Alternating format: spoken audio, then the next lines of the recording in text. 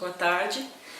Eu hoje venho trazer o resto, da mensagem que eu comecei no primeiro vídeo, falando de vendo Jesus no capítulo de João, no Evangelho de João, capítulo 2, do versículo 1 até o 11. E hoje a gente vai dar assim uma olhada, uma mensagem de alguns dos versículos que eu não falei a semana passada.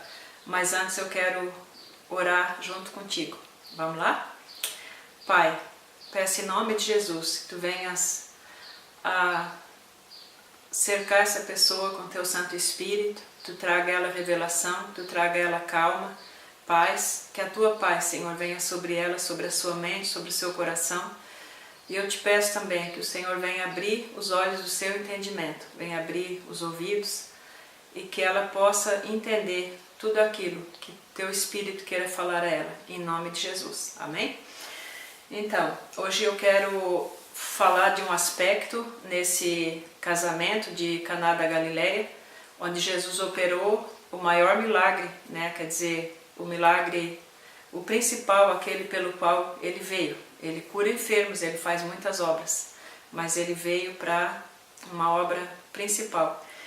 E eu quero assim hoje ressaltar, porque Jesus fez milagres, mas Deus chama todos nós, os que seguem Ele, também para operar milagres. O poder é dele, mas Deus, porque eu não sei, essa resposta assim total eu acho que a gente não tem, mas o que nós conhecemos de Deus é que Ele não faz nada sozinho, Ele sempre nos usa, quer dizer, Ele nos chama para uma parceria.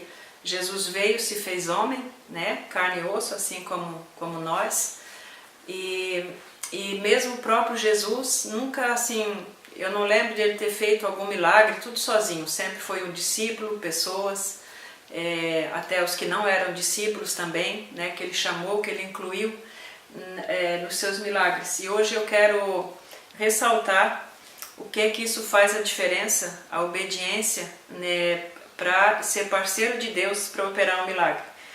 Então, aqui diz no versículo,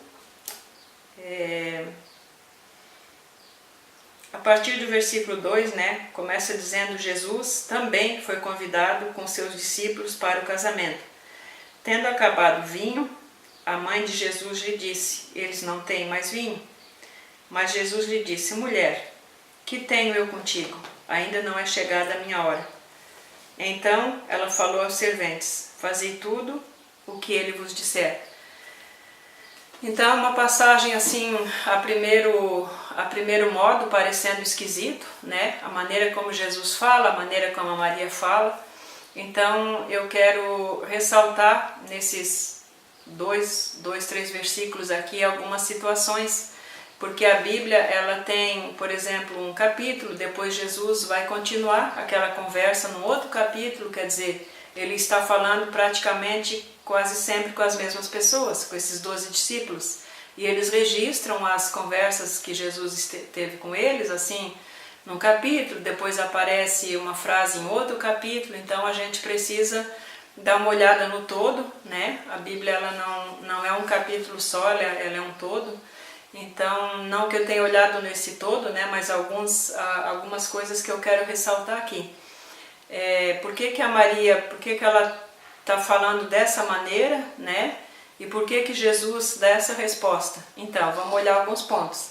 Jesus tinha saído de casa, digamos assim, há 50, 60 dias atrás, e tinha ido até o Jordão para ser batizado pelo João, isso tudo está na Bíblia. E logo depois do batismo, ele foi atraído, foi levado pelo Espírito ao deserto, onde ele então jejuou por 40 dias. Depois desse jejum de 40 dias, a Bíblia diz que ele saiu cheio do Espírito, desse tempo. E ali nessa saída dele, ele começa então a agregar os primeiros discípulos.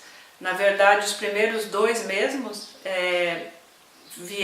começaram a seguir Jesus por uma recomendação do João, não o discípulo João, mas o que batizava, é um outro João.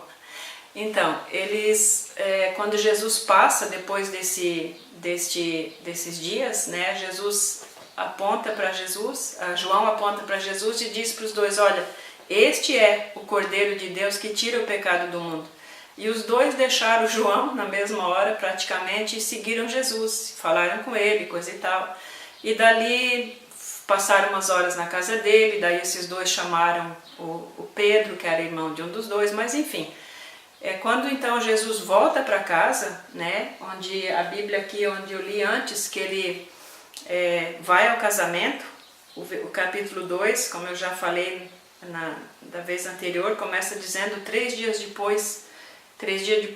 depois desses acontecimentos terem findado, ele então chega em casa. Então a gente se colocando no lugar da Maria, Jesus sai para ser batizado e volta já depois de todas essas coisas com discípulos. Então, para Maria chegou a hora do quê?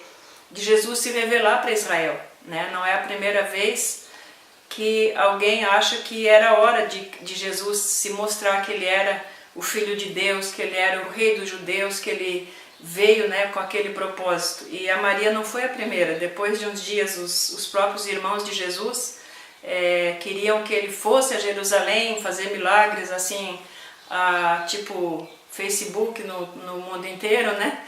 E Jesus disse: não, ainda não é chegada a minha hora. Para vocês é sempre o momento, mas a minha hora não é chegada. Então a resposta de Jesus aqui, né, muitas pessoas pensam, pode ser também que a Maria tenha pensado no fato: olha, acabou o vinho, quem sabe os discípulos vão por aí comprar algum vinho, ou sei lá o que ela tinha pensado, mas o mais provável pela resposta de Jesus é que ela está realmente pensando nesta glorificação, né, E também havia profecias. A Maria, mais do que qualquer pessoa, sabia quem Jesus era, né? A Bíblia diz que de tudo que ela ouviu do anjo, por exemplo, o anjo Gabriel, quando veio anunciar Jesus, disse para Maria: coloca o nome dele de Jesus, porque ele vai salvar o povo dele dos seus pecados. E a própria Maria, quando ela chega na Isabel, né, ela se diz pecadora, porque no cântico dela ela diz: bendito é Deus, né, que lembrou do seu povo e tal, no cântico de Maria.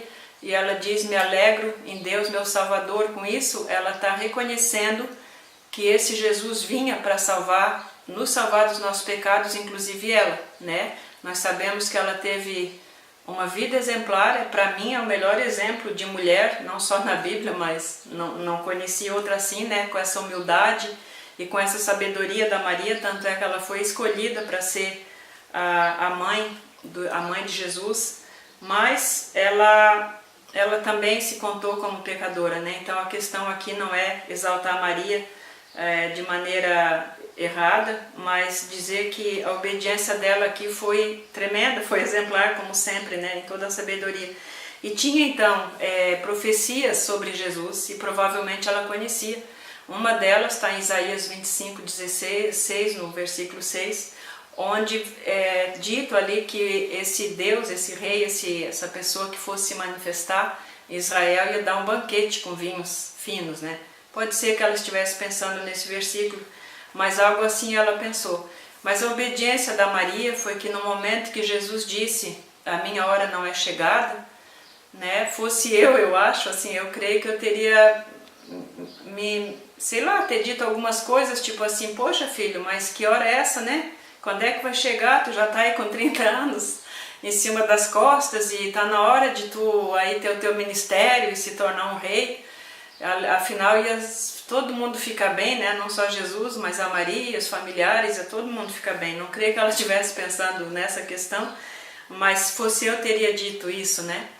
Eu teria tantas coisas, cada um vai pensar que teria alguma coisa para ter dito, mas a Maria não fez objeção nenhuma mais, porque Jesus, essa hora dele só veio chegar mesmo, e está registrado em João 17, onde nesse momento ele diz: Pai, é chegada a minha hora. Está em 17, no capítulo 17, versículo 2. Então aquela hora, no capítulo 17 de João, foi que Jesus fala ao Pai: é chegada a minha hora. glorifica teu filho, né, porque eu te glorifiquei, e assim por diante. Mas nesse momento então não era chegada a Maria sem objeção nenhuma, foi até os servos e disse: fazei tudo o que ele vos disser. E outros também que foram parceiros de Jesus neste milagre foram os servos, né, que foi muito normal eles terem obedecido a Jesus e ter ido encher as talhas. Jesus disse: olha, vão encher as talhas. Isso aí já fazia parte do conjunto de obrigações desses servos, né? Eles estavam ali para repor aquela água da purificação, mas eles não estavam ali para pegar daquela água e dar para o noivo e para os convidados beberem. Isso já foi algo que é aquela coisa que qualquer um de nós também colocaria uma objeção. Ah não, essa água está aqui para purificar, para lavar os utensílios, para tudo, mas não é para dar para o povo beber. Eles podiam até ter, sei lá, ter levado um xingão, né, ter sido demitidos ou não ser contratados para o próprio casamento. E eu creio também que eles devem ter tido a instrução de Jesus para não falar, porque no momento que o noivo, que o mestre comenta, esse vinho, faz um comentário do vinho, eles sabiam e ficaram quietos, né? Então essa obediência, né, desse jeito, de preferência desse jeito, que todos nós precisamos para ser parceiros de Deus, para sermos usados não só no milagre, mas em curas, em muitas das coisas. Sem essa obediência, Deus não pode nos usar, porque Ele precisa, né? Ele exige essa obediência, porque Ele é Deus. E eu acho assim, eu creio, isso é uma opinião pessoal, eu creio que o milagre para Deus é fácil. Curar câncer é fácil, tudo é fácil para Deus. O mais difícil é Ele obter de nós esse tipo de obediência, que vai contra a nossa razão. Eu mesma já perdi alguns milagres, já perdi de ver alguns milagres, as pessoas já perderam de receber algum milagre por minha culpa, né? Por eu colocar a coisa na minha razão e pensar: não vai funcionar, não vai dar certo, não pode ser assim.